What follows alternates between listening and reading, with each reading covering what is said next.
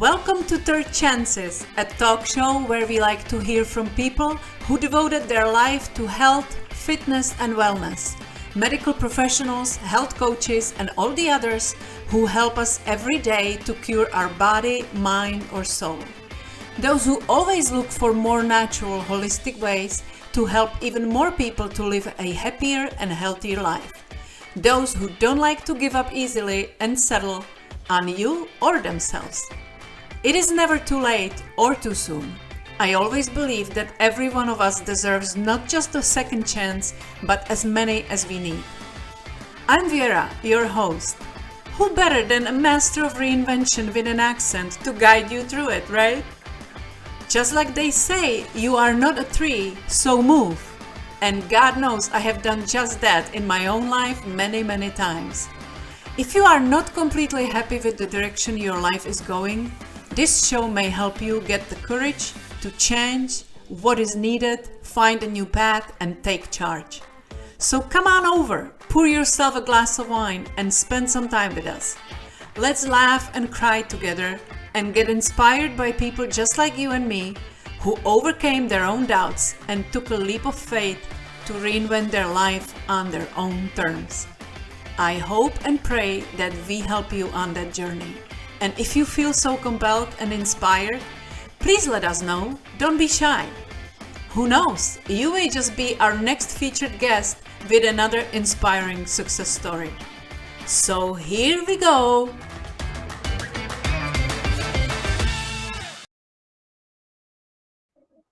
Hello, and welcome to another episode of Third Chances. Today I have a special guest. Her name is Mary Stanley. She's a founder of Courage Rising, and she's a neurodiversity specialist dedicated to empowering individuals and fostering acceptance. That's a lot of words for me. I hope I pronounce it properly. So Mary has expertise in behavior therapy, trauma, and neurodiversity advocacy. She leads transformative initiatives to create inclusive environments, and her passion for understanding and supporting unique brains drives her impactful work in the community. I was very inspired by Mary being a veteran and how it links to her life and life career. And so let me first welcome you to my podcast, Mary. Thank you. It's an honor being here. Could you please tell us where you're calling from? I am currently in Minnesota, and I say currently because that's where I live, but my goal is to go anywhere but the frozen tundra of winters. Oh, well, we always dream, right? We always work on something. We have a goal. Yes. So I was thinking, I don't know how many people would be familiar with the term neurodiversity. And maybe you want to explain what exactly it is, what are you working with and who you helping? Because it's not so easy to understand when you are not in the exact space. What it is, and I always spend the first 5 minutes talking about what neurodiversity is because it's a fairly new term. Yeah. And so when I started my organization, I started it because of me. I struggled a lot when I got out of the military, the transition from a military to a civilian life. I had anxiety issues, I had depression issues, and it really manifested when both my children, I have two children that were diagnosed with autism in different levels, different variations, and different degrees. Yeah. And so through my life with the military, I started blaming myself because I thought, maybe it was the shots, maybe it was the water we drink, maybe it was, stuff that I was exposed to overseas.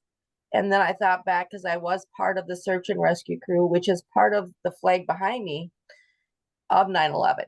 And so maybe it was something to do with the asbestos and the rubble and all that stuff. And to this day, they still don't know all the different variations of causing autism.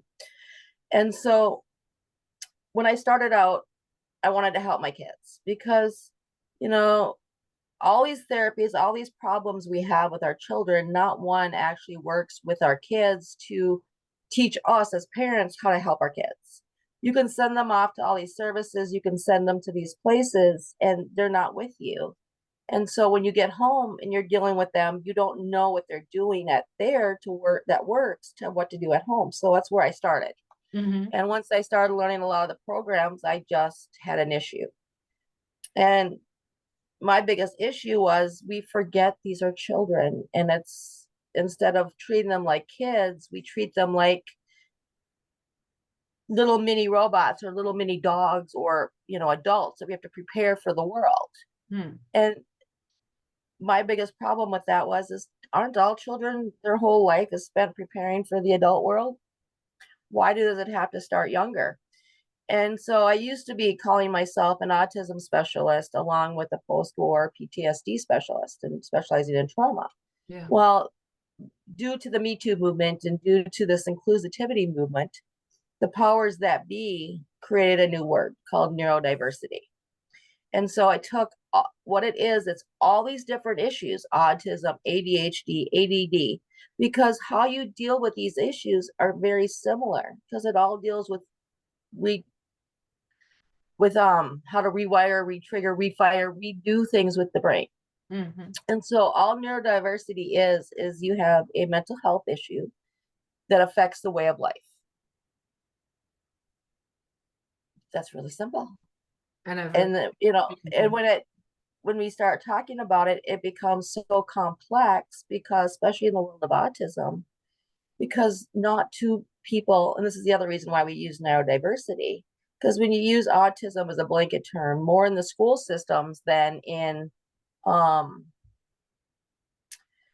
worlds, it's all about autism, and they put together programs that are designed to fit the masses. And we're learning that doesn't work that way. Kids do not all learn the same way, and regular kids don't learn the same way. And so they set up a curriculum, and if your child excels, doesn't matter. They're still stuck down here because this is the lesson plan that the school has developed for that child for that year. Yeah. And this is the hopes with neurodiversity, is we start fine-tuning everything for a child and learning that, you know what? This child figures out really quick how to learn this with song.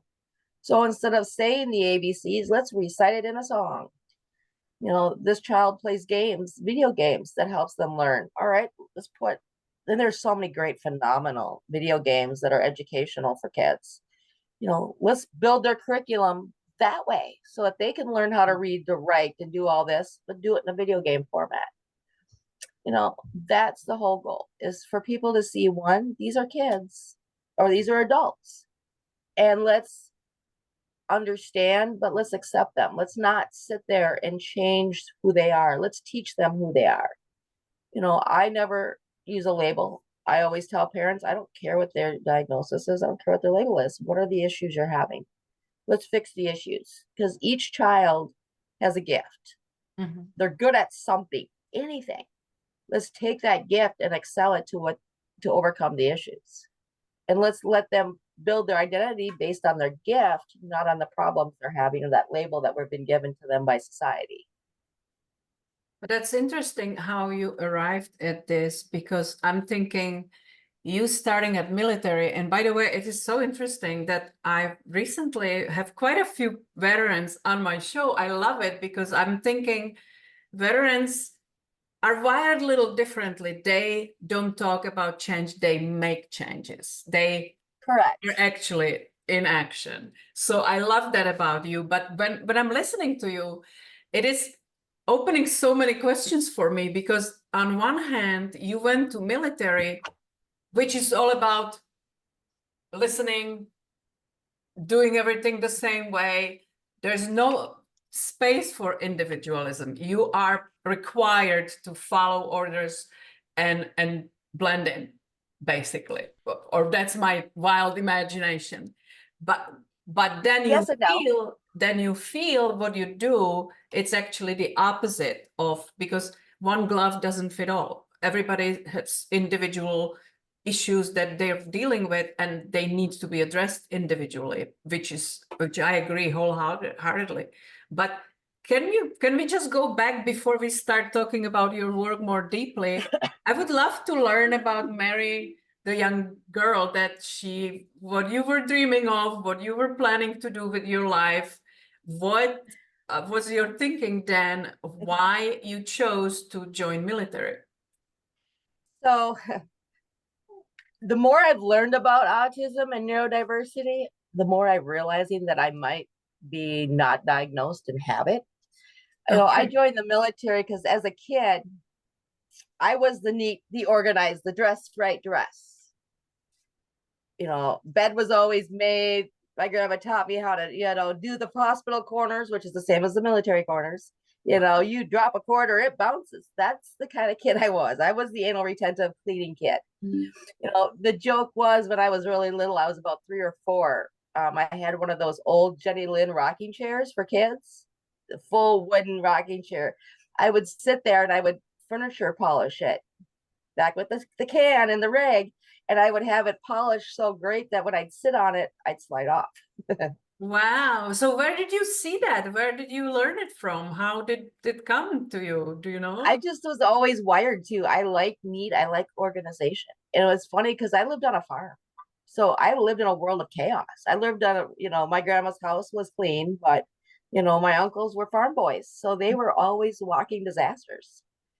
And so I just always, grew up with a grandma that never progressed out of the 50s. So, you had your clothes to go out and play in the mud. But when you came in the house, you were dressed proper. Girls wore the pretty dresses and you had your hair done when you went to public. Nice. But I just always liked that. I always felt comfort in familiarity and structure and organization. So it was always perfect. I always made the joke that combat and military life is the perfect prerequisite to having special needs kids. Because the world tells you that you're supposed to have these kids organized and put on a schedule. Sort of true, yes. So we live by a schedule. And it's part of the reason why we have such a hard time transitioning is because we live on a schedule. We live with a purpose. And that's where, that's great. But when you get out, you lose that purpose. You lose that dimension. You lose that organization. You lose everything. And that's where we struggle with transition. Yeah. And it's How long always have kind of, you been in the I military? was in 15 years, 15 years. That's my whole adult life until I had kids. yeah. So was it like a natural choice for you when you were young because of It the was. childhood tendencies? I grew up in a military family. Okay. So my uncles were in the military. One was in the Navy. Great uncles were in World War II. They were in Korea. They were in Army and Navy. And so every generation of my family, since we can remember, and this is before we even came to the United States, we're always in the military. And so when it came to my generation, my mom was the only one that had kids at the time. And so my sister and my brother would never make it in the military.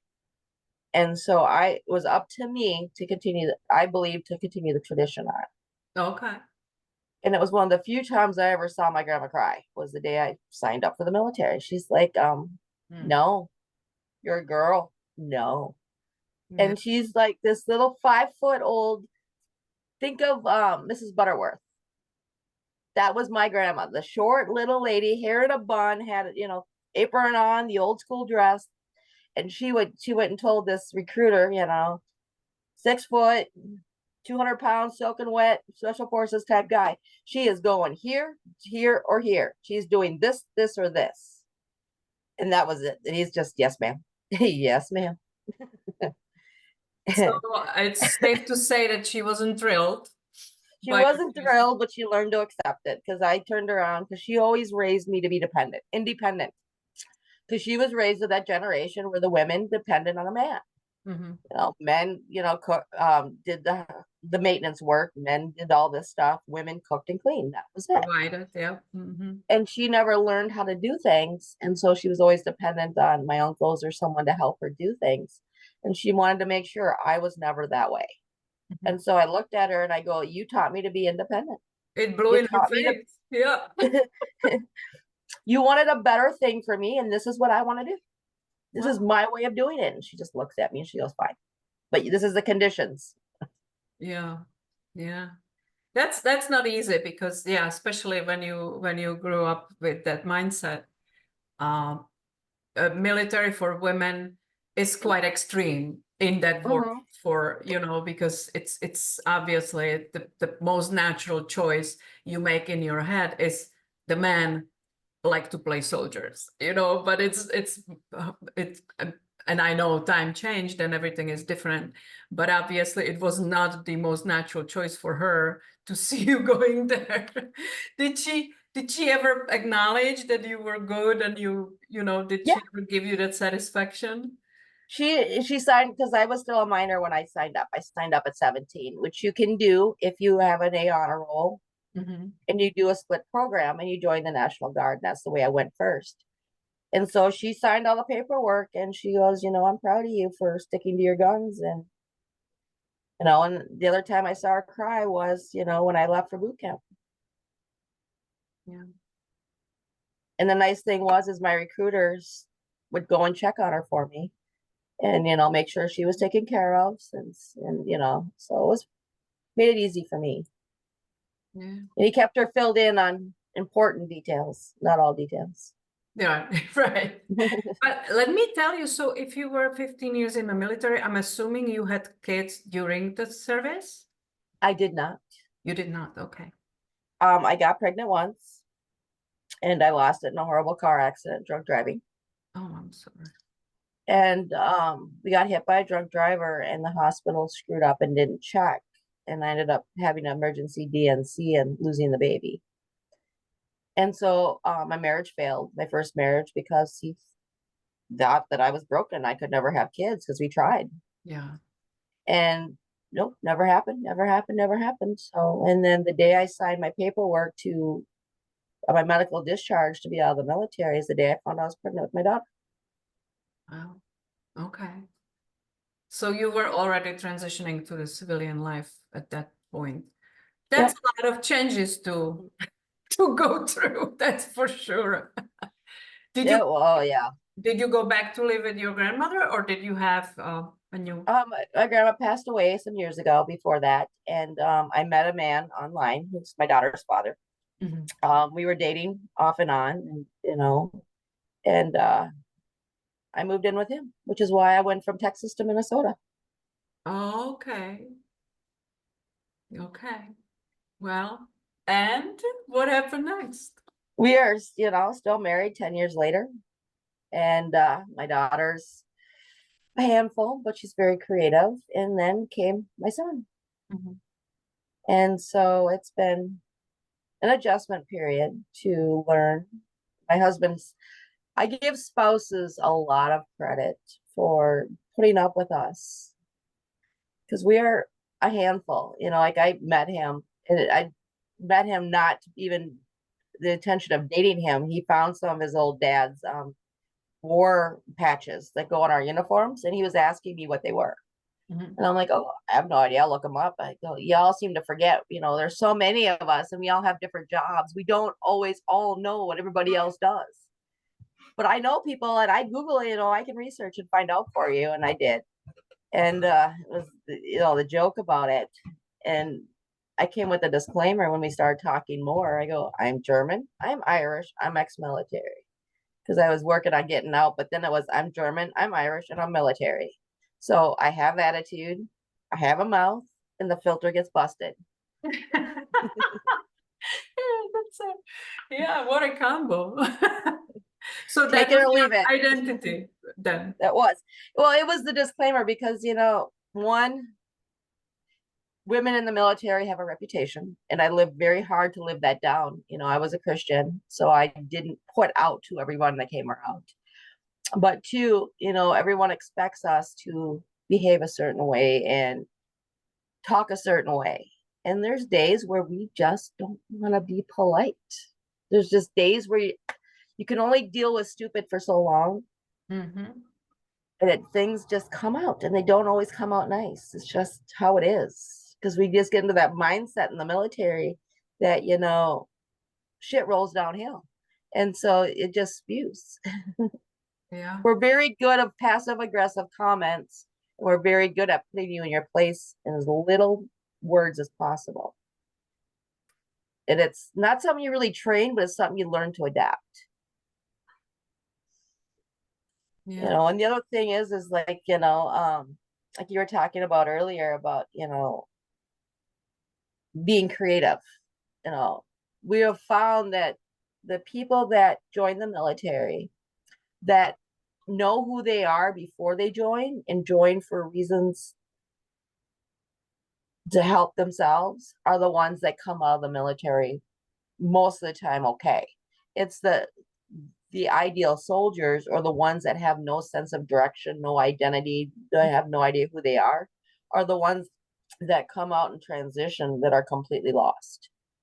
Because Because they join military for trying to find that purpose, you think? Or it's to find your purpose, it's to get out of that environment that you're already in. The majority of people who have joined the military are escaping something. They've had trauma in their life, one way or the other. They're trying to get out of that environment, and the easiest way is through the military.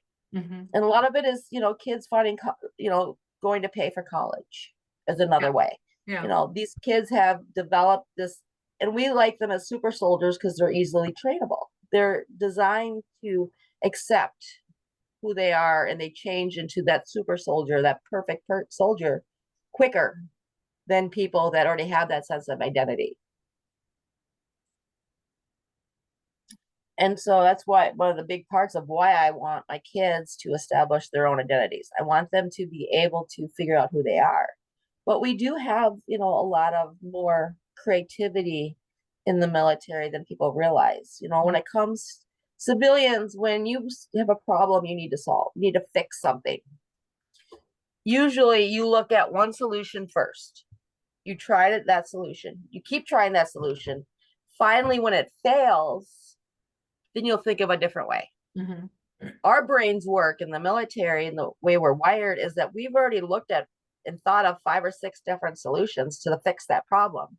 So we try one, it doesn't work. We just keep moving to solve that problem, to fix that issue in a rapid succession. That's why we get things done so much faster. We don't stick and focus on it so hard that we're not willing to adapt and adjust. I understand. Yeah.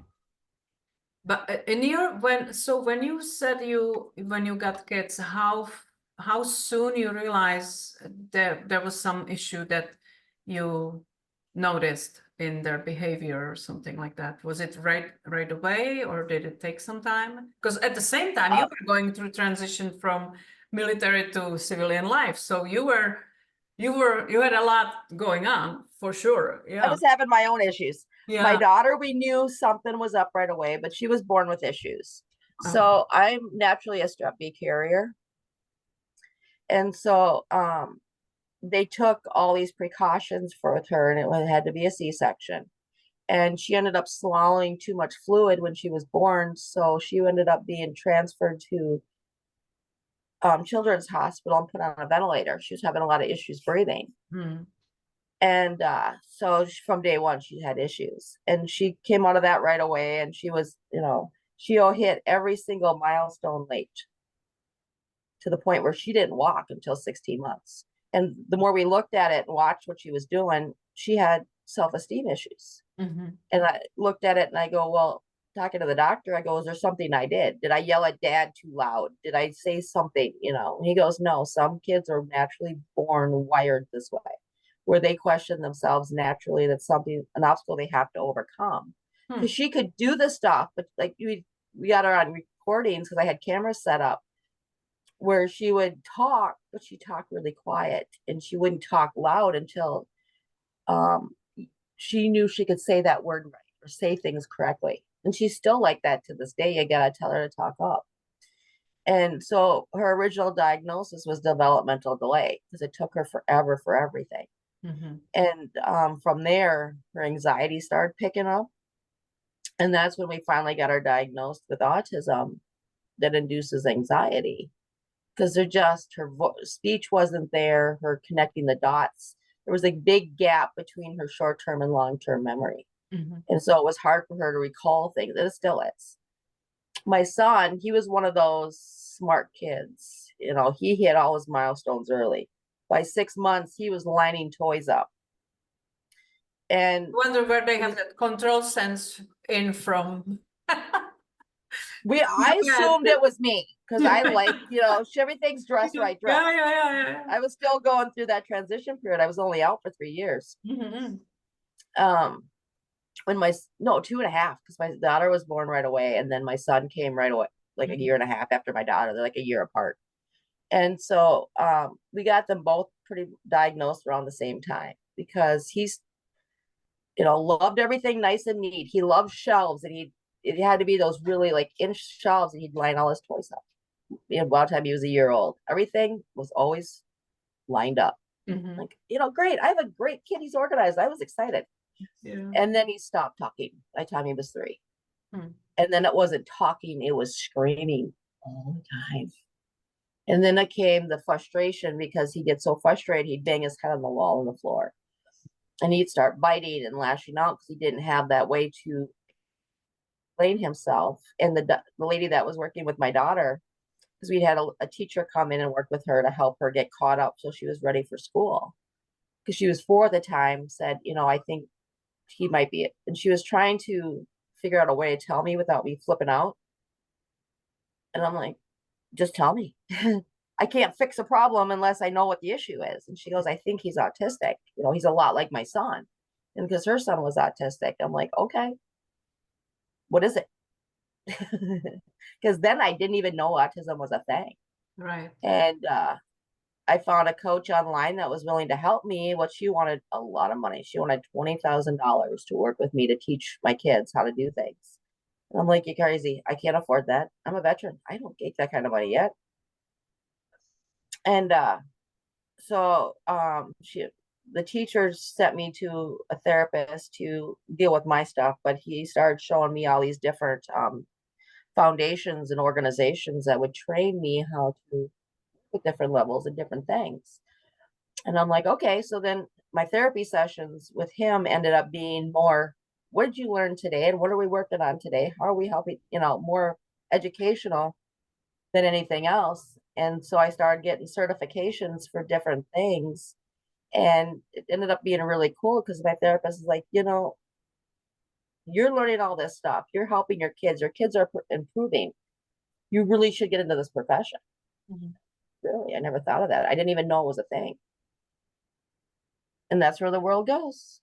And I, thanks to COVID, a lot of the training places put classes online instead of having to go there. And so there's a couple therapists in Norway that I trained with, and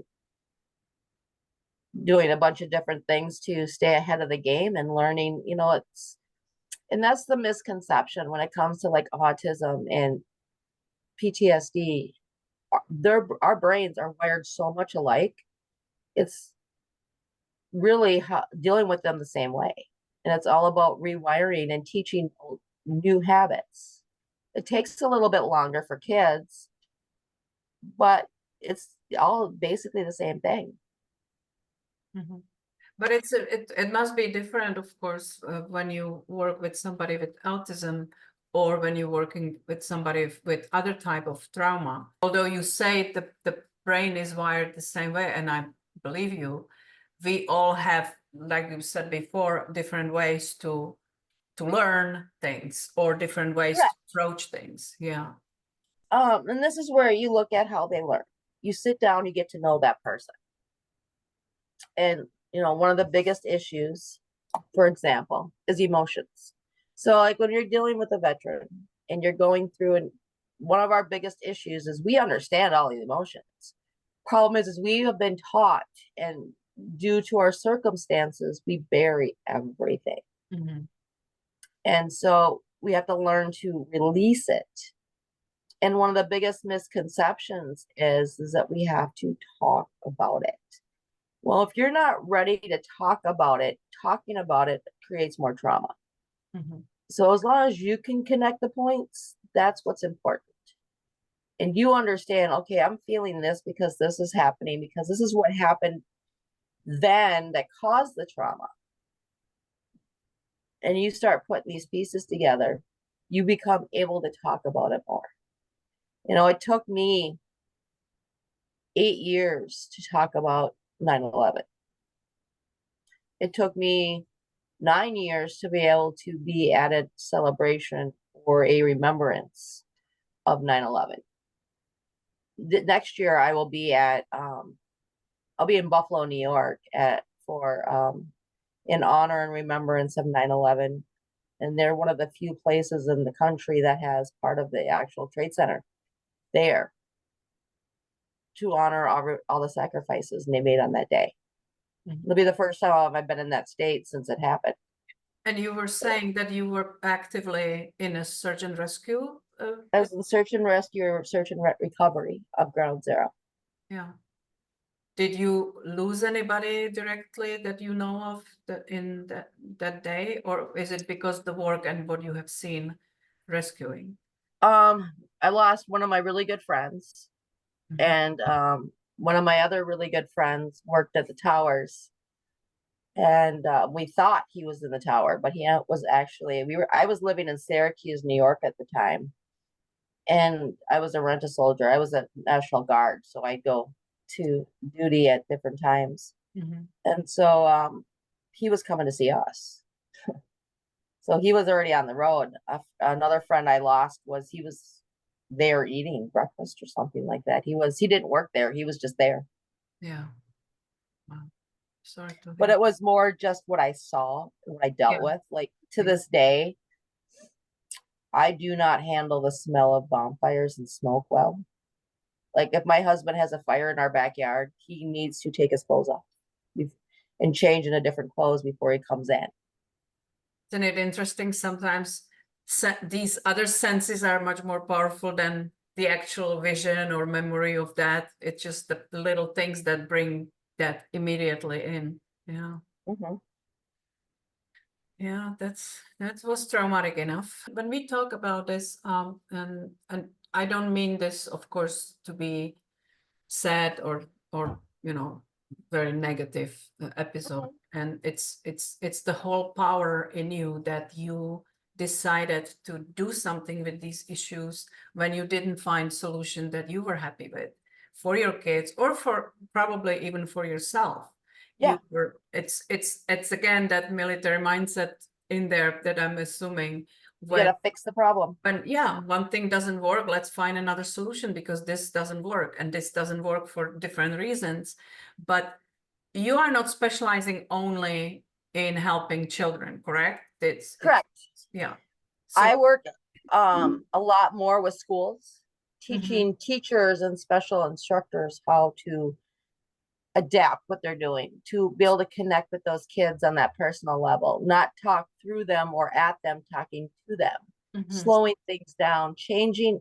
One of the biggest things, and people forget this all the time, is your tone of voice, and how important how you say something is more important than what you're saying. The more crabby you are, and it has nothing to do with that child or that person, really projects how a child's going to react to you. Especially a lot of the biggest misconception is autism kids do not understand emotions. Guess what, folks? They do. They're hypersensitive to them. Yeah. Some kids are very hypersensitive to them, and so they fuel off of what you're how you're saying something more, and they'll fixate on that.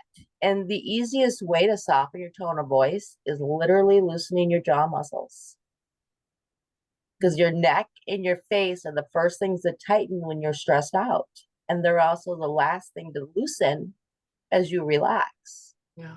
And so just wiggling your jaw a little bit will actually loosen up those muscles in your throat and your mouth and soften your tone instantly. And it is, what I'm thinking, I've never had experience in my own life with kids with autism. And I know how difficult it is for parents to learn about that, because what comes first is the visual effect of it, because you have child that is not easily disciplined or doesn't act a certain expectations way. So first thing you do, that your child has a problem, and you have to live the life, and you are met with a lot of judgment, and people are looking at you badly because you can't discipline your child, not knowing at all that that could be diagnosis. So it is so much harder because we are trying to accommodate that child needs at the same time, not to be target of some criticism of other people. Right. It's very hard on the whole family. It's not just on the child. It affects everything. Well, and that's the thing, is people got to understand something here. A meltdown or a sensory issue is different than a temper tantrum. Kids are kids, all adults. We all throw temper tantrums. I don't care who you are. We get mad. We're going to stomp our foot. We're going to yell. It's human nature. Mm-hmm. And, you know, we just get overwhelmed with emotions, and whatever comes out, comes out. And that's the same with autism kids. They throw temper tantrums. Punishments work when you adjust the punishment to something that's appropriate for their mentality, not their age, their mental age. But the biggest thing is you have to sit them down and talk to them at their level. Mm-hmm. And by that, I mean, a lot of people have this misconception. You see a 5-year-old child, but they may have the IQ of Albert Einstein. When you talk to them like a child, they believe it's condescending. Mm-hmm. They stop listening to you. So you need to talk to them the way that they need to be talked to based on their abilities. But and how do you know, as a parent, how do you know where your child mindset is? You look at what they're doing. So, you know, when your child is smart and they use big words, you talk to them that way. You talk to them like a regular adult.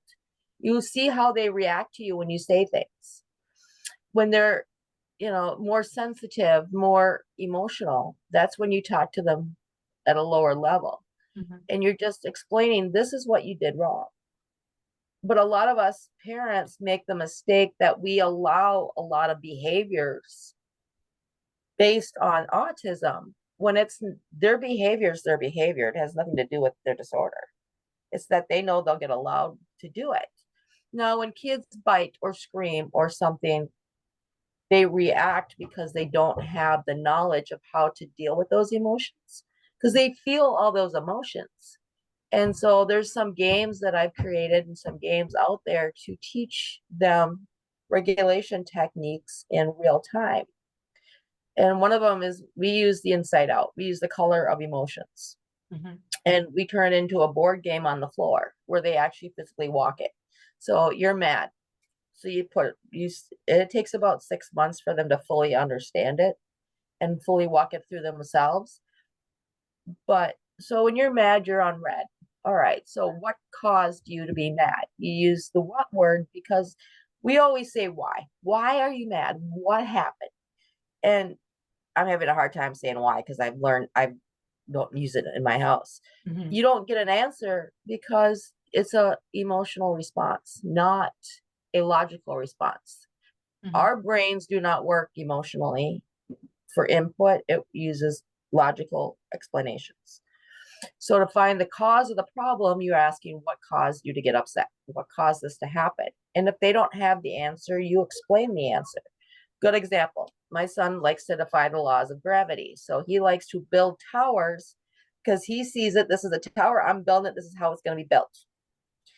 And it may not be on a level surface, so it's going to fall over. And he gets frustrated because he rebuilds it exactly the same. It's like banging your head against the wall. You keep doing the same thing over again, expecting a different result.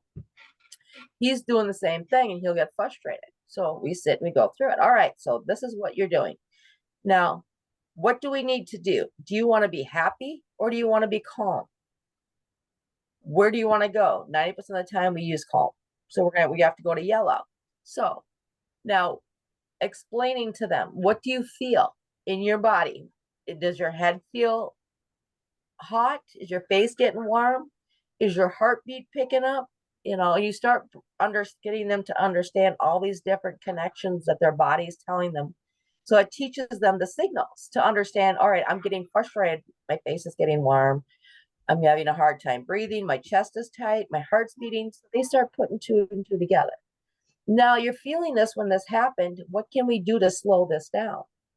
And we work through different regulation techniques and different things that work for that child. Just because it worked that day at that time does not mean it's going to work all the time. Yeah. Do you want to try breathing? And we do different breathing exercises. Do you need to jump up and down? Do you need to run around? And we start trying all these different things to get them to calm. By the time you get to yellow, you're calm.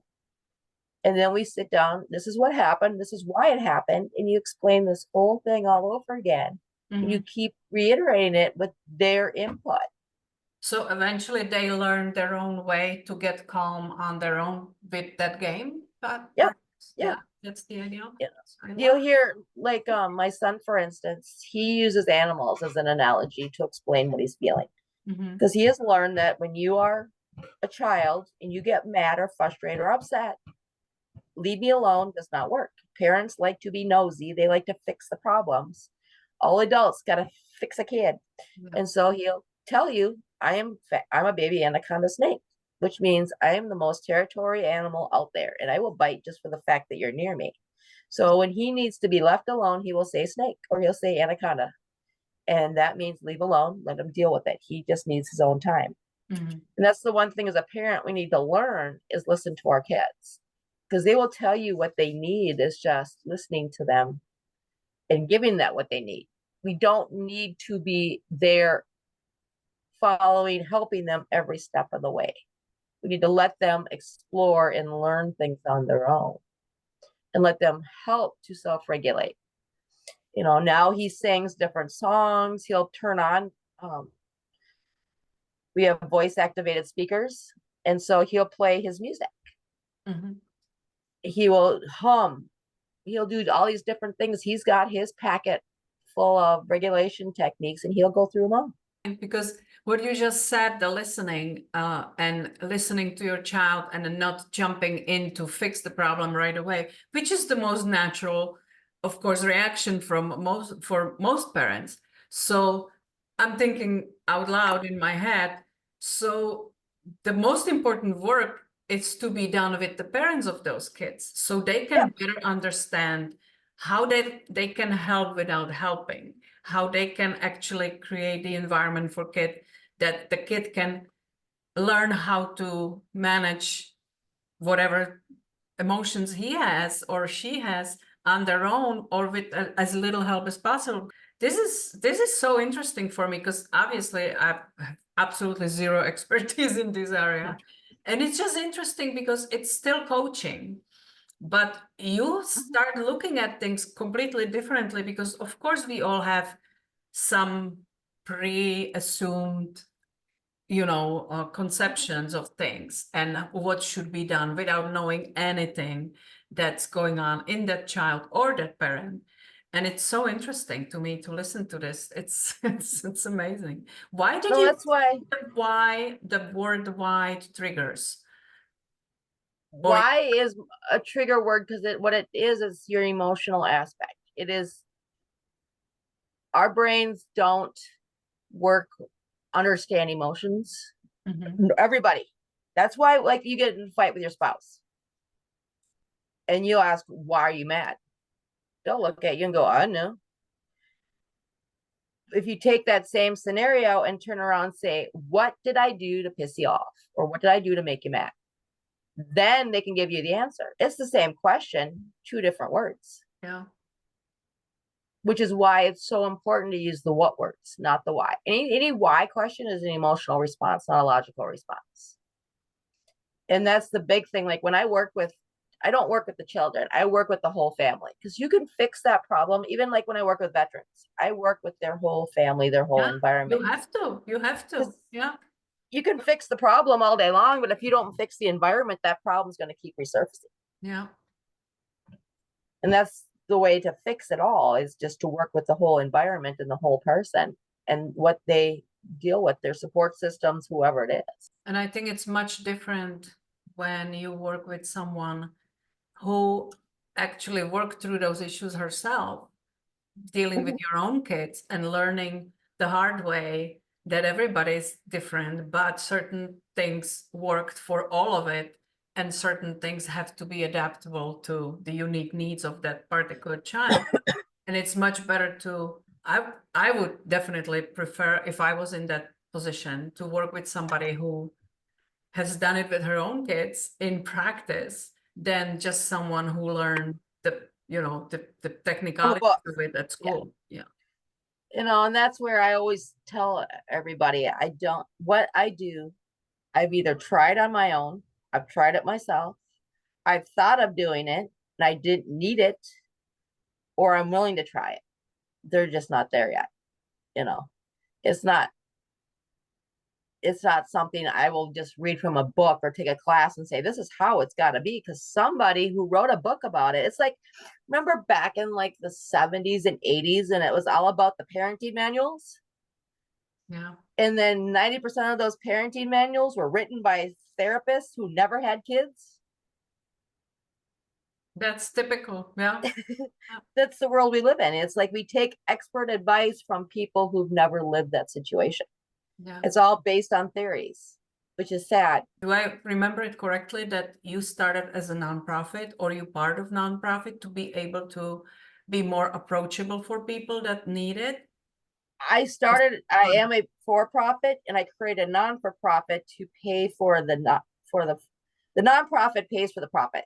So so I can still make money, create more things, do more things. I have a for-profit. My nonprofit pays for the people who can't afford my prices. Right.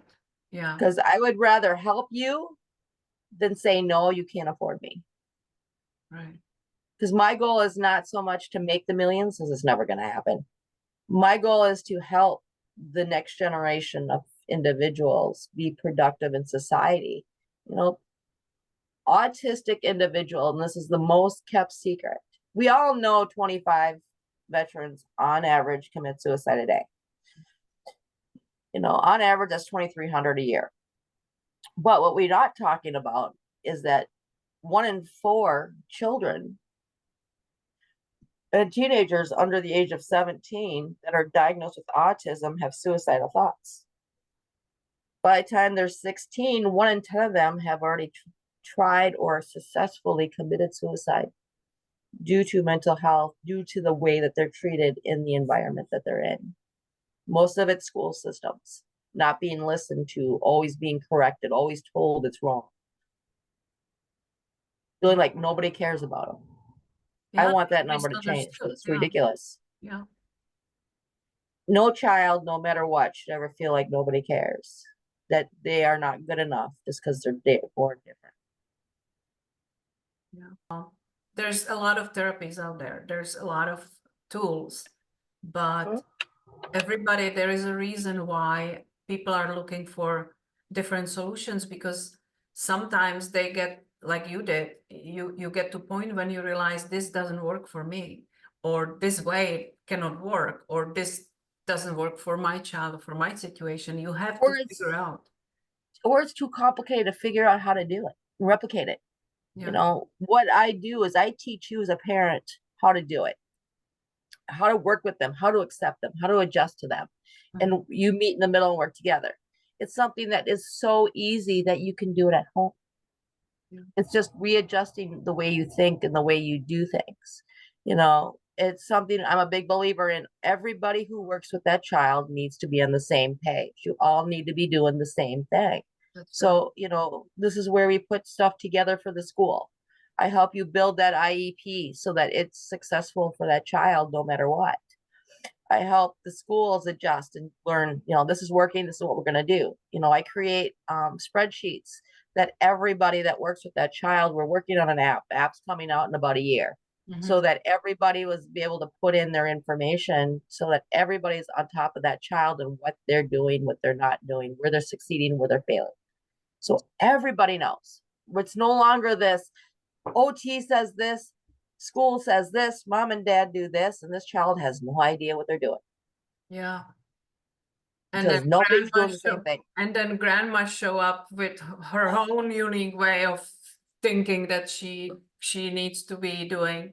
Yeah, it's really complicated matter when you think of it. It's really to put all the dots together in order to be successful. That's a big job. But it's possible. It's not hard. It's just a matter of communication and having those barriers taken out. Grandparents are the hardest because they ignore a lot of the behavioral things because they're the grandbaby, which works okay, with regular kids, but with special kids, Yeah. you give them an inch, they take the mile. They know that if grandma allows this, we're going to do it every time with grandma. And then, grandma don't care, so we're going to do it at home with mom. Same with schools. Kid throws a fit, they get their way. They're going to come home and do the same thing because they know they get away with it. It worked. Yeah. Wow. I feel for everybody who is dealing with this because this is 24/7 job for sure. I mean, job, I call it job, which is condescending, but it's really to allow your child to live full life and enjoy despite what they may be dealing with. It is really hard work, and especially like it was just Mother's Day, and you think of that, what it means for mom to learn that her child is developed differently and what she needs to do. And it's obviously job of the entire family, but especially moms because they usually naturally spend the most time. Moms tend to have more patience than dads. It is just the way, it's not sexist. It's just how we're wired. Yeah. Females have more estrogen, which makes them more nurturing, more softer. Men have more testosterone, which we know is the brute force. Yeah. It's the way of life. It takes dads more. Well, it's also why dads have that natural, harsher voice. And it's like for parents with special needs, when you have a child and they're about a year old and they call you mom and they tell you they love you and you get that hug and kiss from them, that's the coolest thing in the world. Well, when you have a child with special needs, especially autism, you may not hear that until they're 3, 4, 5 years old. Yeah. I didn't hear my son tell me he loved me until he was 6 years old for the first time. And it's very far and in between. Now we get a regular, very rarely do I get a hug. When you tell him, can I get a hug? He'll come up to you and he'll lean his chest into you. You're supposed to give him a hug. Or if, once in a blue moon, we'll get a kiss from him. You tell him you want a kiss, he'll go and turn his cheeks. So you give him kisses. It's the give and take. So when you hear these things, you see these things, that makes it so much sweeter because you don't get it every day. So you're not taking it for granted like a lot of parents do just because it's, normal. Yeah. Wow. So I'm just curious if your children didn't deal with the issues they were dealing when they were born. Do you see yourself doing something else? I think if we didn't have the issues we had, this would still be lost because when I left the military, it was a medical leave. So I had no backup plans. I had no plan B. My whole goal in life was to be in the military. Okay. So, because of them, the way they are, it gave me that purpose and gave me that mission. And the more I've been engulfed in it, the more I'm learning. It's become much more than them. It's all about, paving that way for their future, but helping other kids in that path. Because I see how other kids are treated. And they get treated a little bit worse than mine because mom's very opinionated. Like I've been dealing with my daughter's school system. And so mom has no problem telling the teacher where to go and to knock the crap off, as opposed to some parents who are going to just accept what the school tells them because they don't know how to work the system and understand how to do that. But also you probably believe that they know the best, that they deal with it, and you are not the expert. They may know much more because it's not their first child that they may have to deal with that way. So it's the assumption of, the doctor knows the best, the therapist knows the best, the school may know the best, because you look at them as a professionals, unlike you are facing it for the first time. So it's kind of understandable, but it's a good to know. And that's the whole part of reasons why I do this podcast, to help people understand that there may be alternative ways to deal with any of the issues that we are forced to deal with. when it comes to your health, your mindset, your child's health and wellness and well-being, and being able to enjoy childhood and their life, because they need to create their own person in this world based on the challenges that they have or brilliance they have. It's the same way. Yeah. Hey, in my world, brilliance is a challenge because you don't have to worry about usually outsmarting your kid till they're at least starting their teenage years. Yeah. With our kids, we got to outsmart them when they're very young because they figure out loopholes in the system and they learn how to manipulate those loopholes. But also, you said a very good thing when you talk to them, assuming on a level of their age, and they are somewhere else, they just tune you up. It's really, yeah, it's really tough to you have to be pretty right approaching them at the level they need to listen to, because otherwise you have no chance. That's really, no, yeah, they'll eat you alive. yeah. Or they'll mess with you just for the fact they can. Yeah. That's the world we live in, and getting people to see that is that these kids are fun. They're entertaining if you just give them that chance to show them that you care. You're gonna listen to them. There's things that they come up with that it's like, oh my God. Good example, my daughter. She came to me Friday because she's been having a problem with the teacher at school because the teacher looks at her like she's autistic and she's broken, not that she's a little girl. Yeah. And so a lot of her messaging gets lost in translation. And so she goes, Mom, you were a soldier, right? And I go, yes. Why? And I'm already in my head thinking, oh my God, where's this tape going? And how much do I have to rethink and maneuver what I'm going to say here? And she goes, your job as a soldier is to protect our Constitution, right? And I go, yes. Why? She goes, the Constitution says we're allowed to be safe. It's our right to be safe and be respected. And, we're allowed to say how we feel. And I go, yes, within reason. There's some words you can't use, certain things. Yeah, why? She goes, well, I don't feel safe in school. And so my little turd daughter, and I say this is so funny, is that instead of going to me as a mom, she is going to me as a veteran and as a soldier. Yeah. And our duty to uphold the Constitution. She goes, Mom, it is your duty to make sure I'm protected. And since I don't feel protected in school, it's the constitutional right that I don't have to go to this class. She took a large way to get there, that's for sure. Oh my God. Yeah. And it wasn't that she couldn't have to go to school at all. She just was not going to this class. And I go, well, sort of, because the Constitution doesn't kick in till you're 18. She goes, Mom, she's 9 years old. She goes, Mom, I am a woman. Yesterday was my childhood. Now I'm a woman. So the Constitution works. So I don't have to go to that class. Oh, wow. Like, I didn't know that Constitution only applies to adults from 18 up. I thought it. Oh, I have no idea. I was trying to find a way to outsmart her a little bit. No, your Constitution applies to all of us, but I was trying to find a loophole in the system out of the whim that showed, you have to go to school. Yeah. She's like, Mom, I'm just not going to that class. I have 15 days left. Yeah. I don't feel it, so we're not doing it. I go, all right, just do your schoolwork. Well, I'm assuming you are not a fan of medicating autistic kids.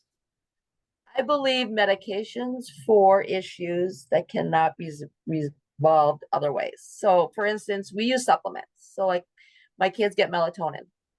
Or there's another one called Genexia puts it out. It's an all-natural plant flower-based supplement for helping to calm down. I believe in all natural. I don't believe in medicating to fix the problems. I believe medication helps guide those problems. My son's on 2 medications right now for his stomach issues. And it happened to be an offshoot of one of those medications helps you go to sleep. It's like an antihistamine. I just don't believe medication should be the only and sole reason for that issue. I mean, like going to sleep, put them on a sleep bag. Or the first choice. Yeah. Yeah. Yeah. Yeah. Yeah. Yeah, because that's what I hear a lot about people complaining that immediately, oh, there is an issue with behavior, let's put them on a medication to calm them down, which is ridiculous. Because we know, and in this space, especially when, like, I'm always looking at things holistically and looking at the drugs as the last resort, not the first choice to because that comes back to our health, to any issue we have to deal with. There's always better and safer solutions to test first before we resort to drugging. Did we not learn anything about the 90s and the Ritalin kids? Yeah. But we don't. We're back into that. It's all about what we can do to get the instant result. This is for anybody. Yes. You know, it's all about what medication we can get to fix that problem, even though it hasn't been tested, it's not tried, it's not, you know, it's just we got that instant fix. It's like now the new medications to lose weight. It's like, I believe medications for losing weight are there for people who can't lose weight, that have tried everything and their bodies just aren't designed for that. And it's a medical health issue. You know, medication's there to help. And this is where I'm very happy with the Mayo system. The Mayo health system is now going holistic. So not only do they have the medications, but they're also working in the holistic world. My son's gastro specialist is actually trained in hypnotherapy. So when it's possible, they do use alternatives that have been proven to work. Yeah, I always love to show that there are more alternative ways for anyone who is looking for one. And of course, there are people that are already conditioned to just, you know, I have a pain, I'll take a pill and that will go away. And they don't think about consequences of that decision because it's safe, it's prescribed by doctor, it's approved by FDA. So there is no issue with that, because if there was an issue, I would be told about it, right? But you know, I really started paying a lot of attention to it during COVID. You know, we didn't have a vaccine for the flu. It's all we couldn't cure the cold, we couldn't cure the flu. And then all of a sudden overnight we had a vaccine to cure COVID, which is the super flu and cold all put into one, you know. And then all of a sudden it's mutated, so you have to do, you know, it's like you have to keep taking boosters and keep taking boosters and keep, and it's like, and then I found out one of the big meds for autism for kids to sleep used to be a blood pressure med. It reduces your blood pressure. So you're giving a child this med to help reduce their blood pressure. It slows their heart rate down so they pass out, basically. And it's like, how is this safe? yeah. How is this okay? Yeah. And especially when you research, there is no meds for autism ever approved. There's meds for symptoms and issues. Yeah, And but I that's truly what believe, medication on average is. It's usually taking care of the symptoms, but not the root of the problem. Yeah. that's it. And you're stuck that way because, you know, you're not learning how to deal with the problems. You know, it's like a lot of people believe you have depression, you have anxiety, you have PTSD. You're stuck that way for life. And the big thing is we're on SSRI drugs. So get off those drugs is like almost can kill you if you don't do it right. When you're learning how to deal with those situations, listening to your mind and your body and overcoming and putting all the pieces together is how you overcome it and learning to deal. And that's where I believe part of the reason why we are in a mental health crisis right now is that, you know, we have the generation of kids, the millennials, that everybody got a trophy. Everybody got a prize. Nobody ever felt bad because, you know, they were all applauded for everything. Participating. So, yeah. So they never learned how to overcome and achieve. But it's also a lot of confusion, and plus the instant gratification on social media. You need to see immediately that somebody approved of your whatever down there. It's a combination of things, and it's really scary because I'm really happy that I grew up as a child running outside, not having this. I hardly have any pictures from my childhood because it was not normal to be snapping picture of every single experience you have. And for that reason, you don't actually experience what you're supposed to experience because you are concerned about your cell phone taking pictures of it. And funny, it just came to my mind one memory. We had a visitors a few years back, and we went to Miami Aquarium. They have a different beautiful shows with, you know, dolphins and we have been there before, and it's fun to watch that, and it's fun to, because the big orca drives around and splash everybody in the first few rows. It's a lot of fun. But this time, it was the first time I hear the narrator saying, please put your phone down and clap, because our fish is used to, that's a gratification for them, that when they hear applause. It was quiet because everybody was recording it. Everybody was taking picture of it. Nobody had hands to clap. And it was one moment, and it was like, oh my God, this is so sad. What have we become? You know, you're so engrossed in this device that you're not even living in the moments. You're missing out on playing with your kids or, you know, doing things because you're so busy glued to this device. Yeah. You know, and that's where I'm thankful, you know, I'm one of the last generations because I lived in a world before internet. Right. You know, and I always tease my husband. He gets mad because like our internet will go slow. And I look at him and I go, 2 words. 2 words. Remember, dial up. Yeah. Yep, I do. You know, not only dial up, I remember, and now it's gonna sound like I'm 100 years old, but this is also, I lived in a different country, it was communism. Not everybody even have a landline phone. You were waiting for a number for years. So we never had a phone in my home. And when I moved to Prague, I remember I was dialing the number to my parents' neighbors who had the phone half a day, because you couldn't get through. The lines were so bad and so old that you couldn't get through to dial a regular number and get somebody on the phone. And when I finally got them, she had to go run to my parents' house, ring the bell, and ask my mom to come to the phone. And I was calling 5 minutes later to get her on the phone and praying that I will actually be able to dial. I mean, it's just like prehistoric that today's kids can't even understand that anything like that was possible. You know, a party line where, you know, like out here, like neighborhoods would all have one phone number and it'd be all the same line. So you'd have to wait for someone to not use the phone to call. It's right. Yeah. You know, now we sound like 250 years old. My kids got confused because of they're learning now and then. And so in my house, we still have a record player. We still have records. Good. Yeah. And the teacher uses that as an example of, you know, then. She's like, no, it's not then, it's now. She's like, no, that's what they use then. She goes, my daughter's like, no, see, and she pulls it out, an old Bing Crosby White Christmas album. This is now.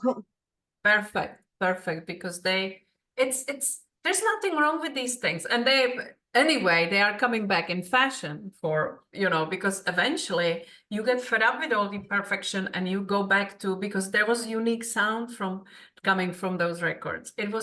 It has a certain nostalgia attached to it. It had its charms. It sounded better. Those old big floor models had really good bass and really good sound. Yeah.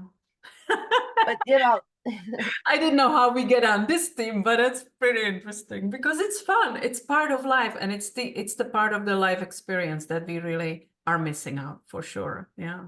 You know, and that's exactly it. And that's what we're missing out with these kids, is exactly how they don't get to experience these things because they're stuck being taught how to live in society. So they're not getting to be outside and play. They're not being able to learn what imagination is and develop your sense of identity and figure out, you know, they're taught what to wear, how to, you know, clothes. And I always come with a disclaimer, you know, my kids are closed now, but for the longest time they had sensory issues. So when I first started my training and I first started my business, across my screen where you see my name was also a disclaimer. If you see a naked child, ignore it. It's okay. It's just a sensory day. Because they just would get overwhelmed with something, and the first thing they did was strip the clothes off. Yeah. And I learned, I had sewn on my door. I had signs up and everything else. This is how it is. Clothes are just not working.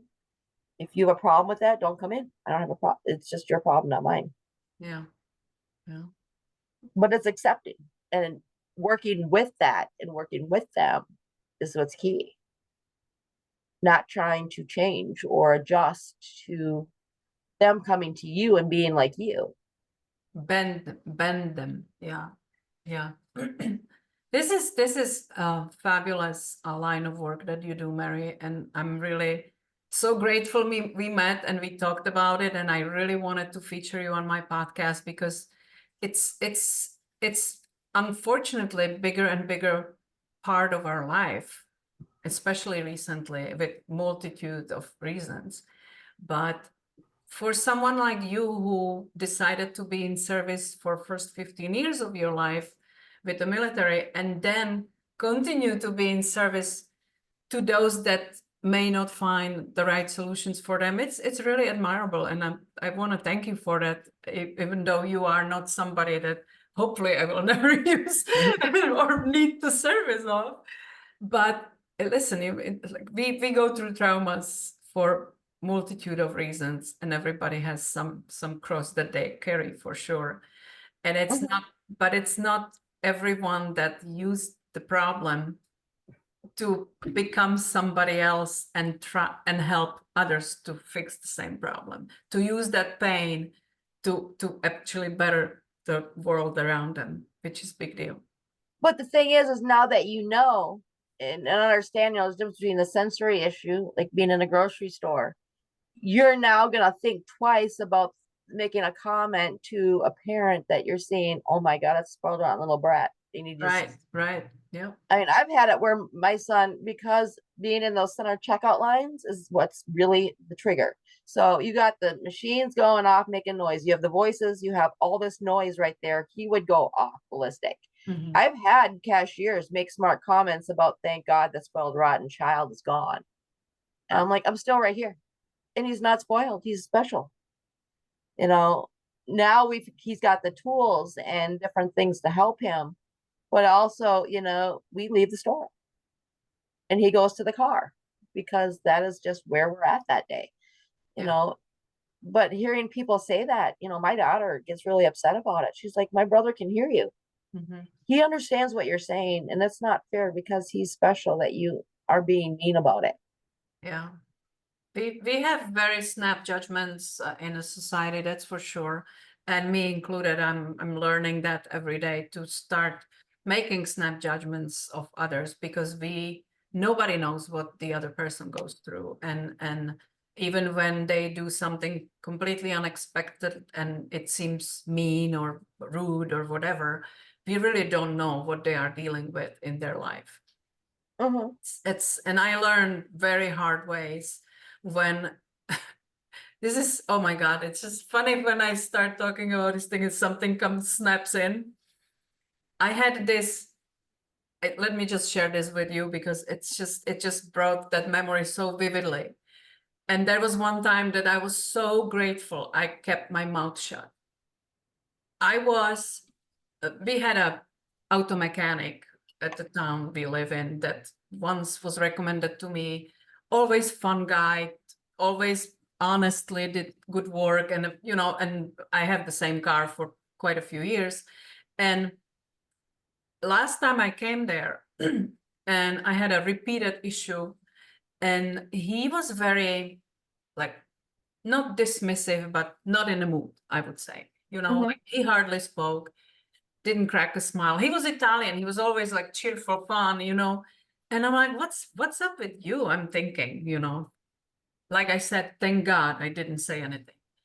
And he was kind of like not even talking much, and okay, well, we'll take care of it and just call tomorrow and see what happens. And I was really kind of put off. I remember thinking, maybe I'm done walking here because you're so snappy with me. And the next day they didn't call me. Next day, I had to call and nobody was answering the phones. And I didn't get to pick up my car until 2 days later, which cost me money, of course, and it was inconvenience, and I had to rent a car and everything else. And you are thinking about yourself the entire time. How dare they didn't call me? How dare they, like, I'm calling there, they don't even answer. What the hell is going on with that business? You start thinking and assuming all these scenarios that are not in your head, of course. And then finally, I reached someone and they told me, your car is ready and you can come and pick it up. So I did. And I was so built up at that point, so mad, that I was just about this close to say something. And like I said, thank God I didn't, because the first thing that came out of his mouth is, I just buried my daughter yesterday. Oh, And I was so shocked and embarrassed. He was actually running his business. He just lost his daughter. What I didn't know, when he was in his usual cheering, she was in hospice, 30-something years old. We have never, ever any idea what people go through. And we make snap judgments so easily, and probably all of us. mhm. It was such a lesson for me. I was so grateful.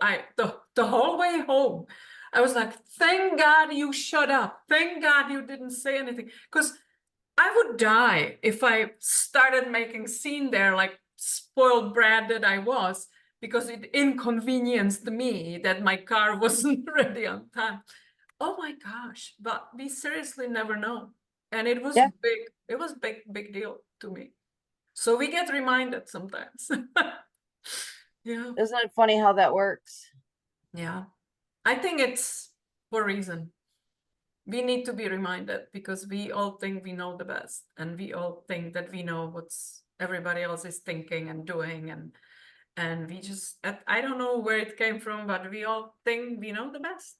Unfortunately, we don't. And thank God for people like you who are seeking solutions and seeking alternative solutions to problems. And then not only when you find something that works for you, you educate yourself to be able to service others, to help others Yep.